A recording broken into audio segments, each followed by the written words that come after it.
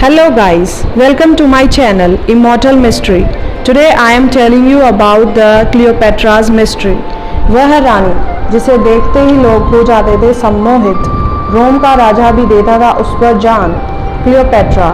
आज हम उस रानी की बात करेंगे जो बहुत सुंदर थी और जिनके आगे लोग अप्सराओं को भी फेल बताते थे, जिनके लिए न जाने कितने युद्ध हुए और न जाने कितने राजा महाराजाओं के बीच लड़ाइयाँ हुई। उन्हें इतिहास के पन्नों में दुनिया की सबसे खूबसूरत रानी का खिताब मिला हुआ है और लोग उनकी तारीफ करते हुए कातिलाना हुस्न बोलते थे। यह रानी थी मिस्र की रानी क्लियोपेट्रा, जिनके रूप पर कई शासकों ने जान दे दी तो कईयों ने जान ले ली। यह उनकी खूबसूरती का ही कमाल है जो 2000 साल बाद भी इनकी बात की जा रही है। कौन थी क्लियोपेट्रा?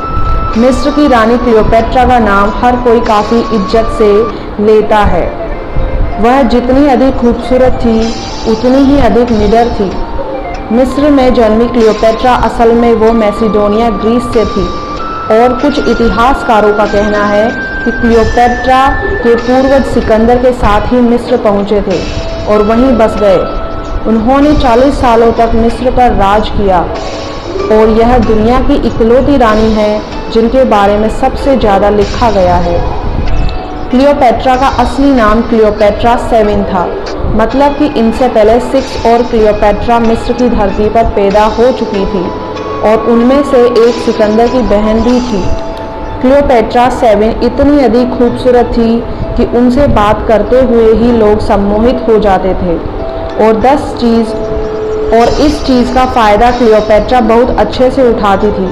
उन्हें भी पता था कि वो बहुत खूबसूरत है और यह उनके कई गुणों में से एक था।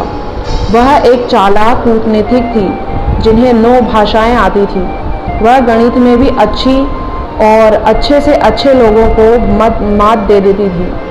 जब वह 14 साल की थी तब उनके पिता टोलेमी की मृत्यु हो गई थी। तब मिस्र की बागडोर क्लियोपेट्रा और उसके छोटे भाई के हाथों में आ गई। लेकिन क्लियोपेट्रा काफ़ी महत्वाकांक्षी भी थी। वे मिस्र पर अकेले ही राज करना चाहती थी, लेकिन मिस्र के लोग औरत का शासन नहीं चाहते थे, जिसके कारण उनसे मिस्र छीन लिया गया और वे सीरिया भाग गई। फिर 1 वर्ष बाद अपने भाई की सेना का सामना करने वापस मिस्र पहुंची।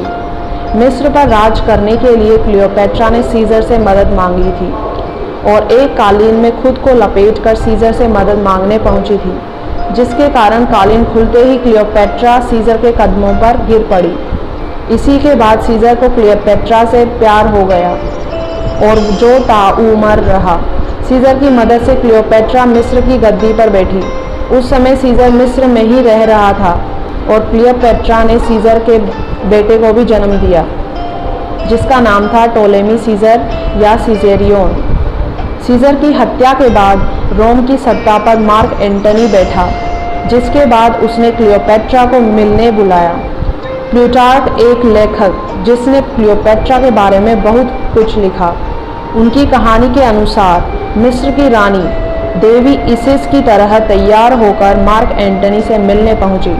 एंटनी को क्लियोपेट्रा से पहली नज़र में ही प्यार हो गया और उसने क्लियोपेट्रा और उसकी सत्ता की रक्षा करने का वादा किया। एंटनी और क्लियोपेट्रा को सबक सिखाने के लिए ऑक्टेवियन ने युद्ध छेड़ दिया। लड़ाई के दौरान ही एंटनी ने यह अफवाह सुनी कि क्लियोपेट्रा ने आत्महत्या कर ली है। यह सुनते ही एंटनी ने अपनी तलवार से ही अपनी जान ले ली। एंटनी को दफनाने और ऑक्टेवियन से मिलने के बाद क्लियोपेट्रा ने खुद को अपनी 2 नौकरानियों के साथ कमरे में बंद कर लिया। इतिहासकार कहते हैं कि उन्होंने खुद को सांप से डसवाकर आत्महत्या की, लेकिन इसके आज तक सबूत नहीं मिले और ना ही उनकी कब्र मिली। तो ऐसी थी दुनिया की सबसे खूबसूरत रानी क्लियोपेट्रा की जिंदगी और मौत, जो आज भी लोगों के लिए सबसे बड़ी पहेली है। धन्यवाद। Please like and subscribe my channel.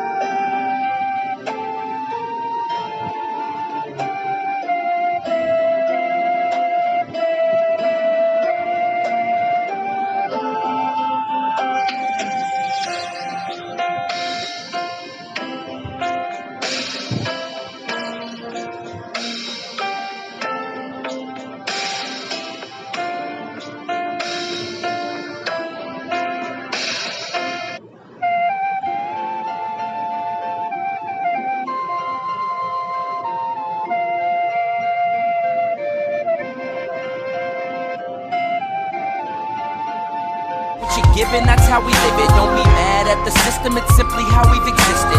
I hear a lot of people talking like they politicians and choose to